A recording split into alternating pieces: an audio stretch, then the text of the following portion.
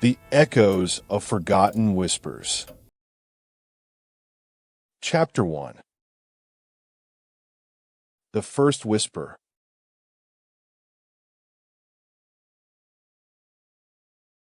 I stepped onto the familiar path, weaving between trees whose branches seemed to reach out like skeletal fingers as if attempting to snatch me back into their shadowy embrace.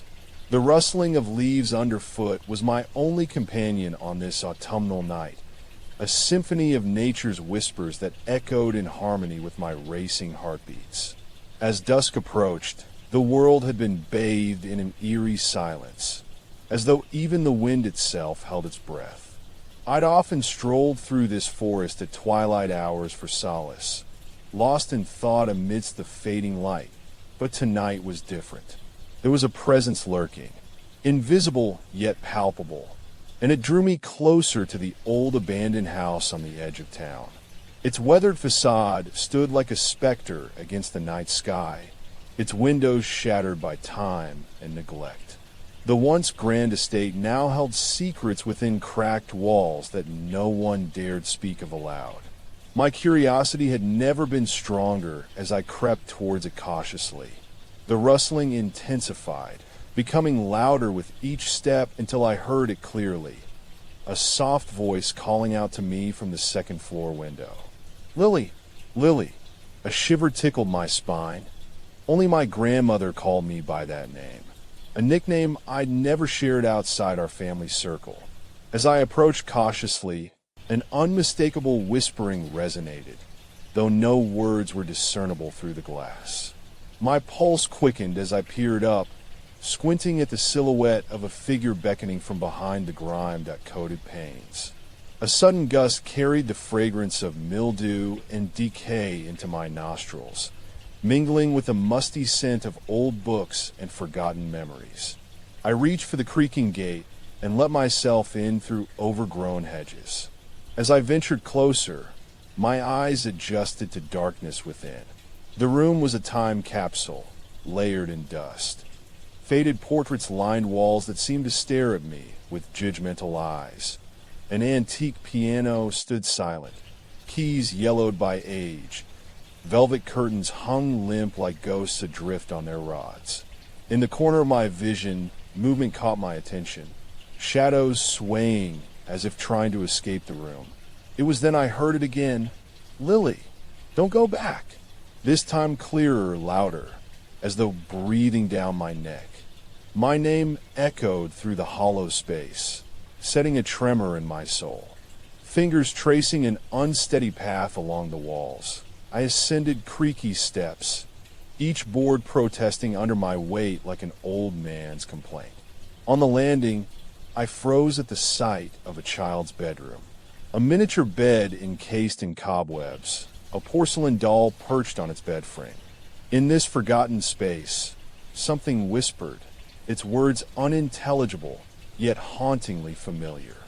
My heart raced as it grew louder and more urgent. "Why? Don't go back." The windows rattled with an unseen force, threatening to shatter the glass at any moment. I dared not linger longer. As I descended, a book tumbled from a shelf, landing face down on the dusty floor beside me. A leather-bound tome adorned with strange symbols etched into its cover. Its opening revealed yellowed pages filled with cryptic messages that sent shivers through my frame. Some doors should never be reopened. A chill prickled at the back of my neck. I knew that if I didn't leave, the darkness would swallow me whole. Yet, a morbid fascination held me captive. Determined to uncover this enigma, I returned home with my mind ablaze. The book clutched tightly. I opened it in bed and let the words seep into my dreams like an unsettling rain. In the morning's dawning light, an envelope caught my attention. Within its creased folds lay a single sheet of parchment bearing a message. "The whispers begin at nightfall." A shiver coursed down my spine as I read the words penned in elegant script. That evening, under twilight's glow, I returned to that accursed house with the book and an open mind. The air was heavy when I entered, No sooner had I taken a seat than it began, whispers swirling around me like an ethereal storm. Don't go back. Don't go back.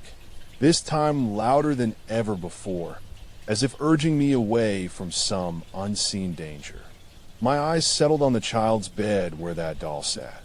I wanted answers, but fear kept my feet rooted.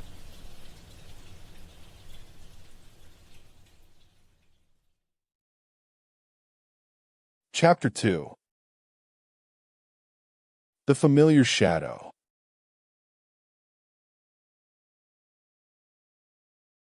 Days passed, and the haunting continued.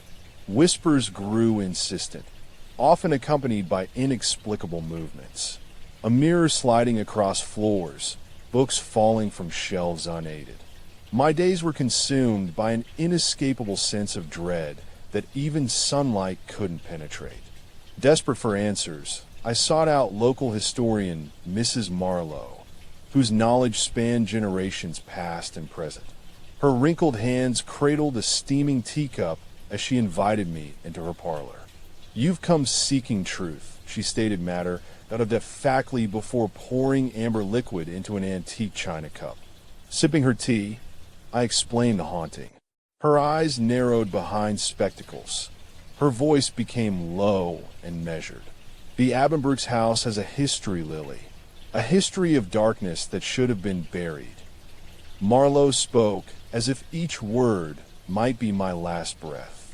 In 1850, young Emily Abbenbrook died under mysterious circumstances. The town whispered it was a witch's curse. I leaned in closer, parched for more. Her eyes darted about the room, and she continued softly. Later, whispers began. People claiming they were called by an unseen force. One by one, they vanished into the night. They never returned.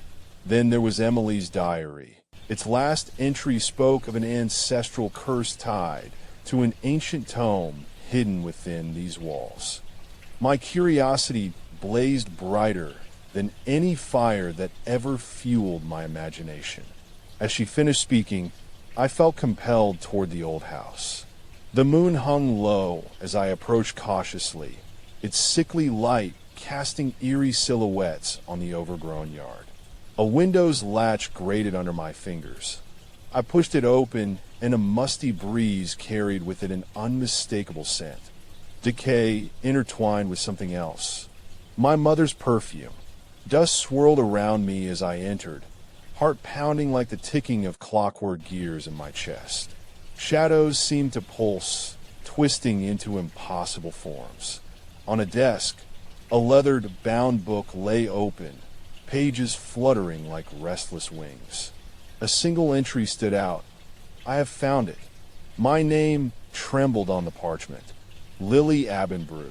Beneath it, an intricate symbol bore a faint resemblance to marks in grandmother's locket, passed down through generations. I closed my eyes, wondering if our family connection tied me to this eerie legacy. My gaze fell upon something that made my breath catch. On the wall, a portrait of Emily hung in stark contrast with the room's disarray. Her face staring back at me with an expression that spoke of secrets buried deep within those unblinking eyes. She wore the same locket I cherished. Intrigued and unnerved, I tucked it into my jacket pocket and retreated under the moonlight, questions swirling as night stilled around me like a hushed conspiracy. Strange dreams plagued sleep since my mother vanished. Always the same refrain in the background of those nightmares. Find your own truth. It was then that whispers began to bleed from dream to reality.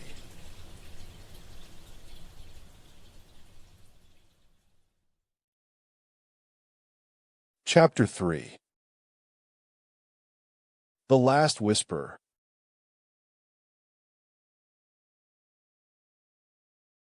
The echoes intensified, becoming too loud to ignore any longer.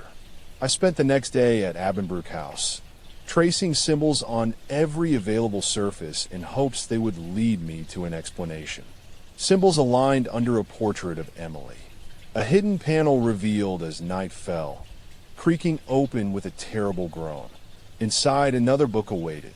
Pages turned with a life of their own, leading me to a final entry penned by my mother, her hand eerily similar to grandmother's. In it, she spoke of an ancestral tome said to hold secrets and curses, hidden deep within the walls. Fumbling in the darkness, fingers brushed against something metal. A door that swung open with a dreadful moan. A dank passageway greeted me as I descended into the bowels of the house, each step a journey toward the truth. Dust danced around me. Shadows seemed alive. The final door creaked open to an eerie chamber illuminated by moonlight, revealing an ancient tome. My hands trembled as I touched its cover. Leather bound and adorned with strange markings, reminiscent of those in my mother's locket. As it opened, pages rustled under their own accord, revealing a map etched on parchment. The layout of our family home. I followed it, tracing paths to an old room buried behind a bookshelf. The air grew thick as I crouched before a hidden panel. There, I found grandmother's locket and another, adorned with that enigmatic symbol. A key clicked into place, freeing more than secrets. The torrent of whispers enveloped me. The locket opened, revealing a note from my mother penned by candlelight. Truth will bind you. The pages of her journal spilled out like rain as I read how she discovered her witch heritage and was forced to flee. The tome bound our fates, a curse tied to the very blood that coursed through me. Shadows coalesced into dark figures, closing in. I grasped my grandmother's locket with shaking hands before they could claim me. The room seemed to melt away as an unseen force enveloped us all. When I opened my eyes, I was within those pages. A story of ancestral secrets and witchcraft from another age. In the quiet hours of dawn, I returned home, journal in hand. There, I found the truth. The book's power chose me, binding our fates. The room emptied itself around us. I sat amidst the remnants with Emily Abbenbrook's journal as my own, a path forged through generations and curses. A last page turned to an old photograph. My mother alive, standing before that same locket. I recalled her final words, "Find your truth." In understanding, peace settled over me like winter frost. Shadows receded, banished by the realization of what it meant to carry this legacy. Mrs. Marlowe visited, offering wisdom garnered from a century's stories. Some doors should never be reopened. Some truths are better left buried. In her car, driving through moonlit streets, I realized she was right. The wind died as if sensing my understanding, the weight of the locket settling like fate in my palm. Her words resonated with an aged wisdom. She spoke last things. Tend it well and let go when you must. As I looked upon that old house, the portrait's glass shattered from within, shards reflecting moonlight. A message I couldn't ignore any longer. In the heart of the forest where our family roots ran deep, I faced my destiny as whispers faded into silence, leaving me alone in an echo of my own making. The book lay closed on a stone pedestal, its secrets and curses binding me to two families' dark pasts. It was time for truth and peace. The locket's weight shifted. With an unspoken resolve, I released it. As I walked back toward our home, night air stilled, and the curse broke free from my soul. In the distance, Abbenbrook House burned, a final reckoning of secrets buried in stone. Shadows danced within as flames engulfed it, whispers silenced forever, leaving only the hollow ache of truth. The locket's power faded with each step toward my front door. I entered to find grandmother waiting with knowing eyes. "You freed them both," she said. Her hands reached out, and a child's trinket box changed hands. A sigh escaped my lips as she vanished into thin air. Emily, too, had passed on the truth. The book was mine now, an heirloom of witchcraft tied to blood that flowed through me. I chose wisdom over legacy. In her absence, a letter arrived from Mrs. Marlowe. Some secrets were meant for the living, others should be left buried. In finality, she wrote, "Your mother's story is told now. Yours remains to be written." The diary closed on my lap, its pages blank, offering me an empty page in this chapter of our tale. The curse was broken, but a new legacy awaited, one I'd forged from what lay between ink and dust. And so I began writing my own history, ready for the shadows that followed to dance with every stroke of pen against parchment.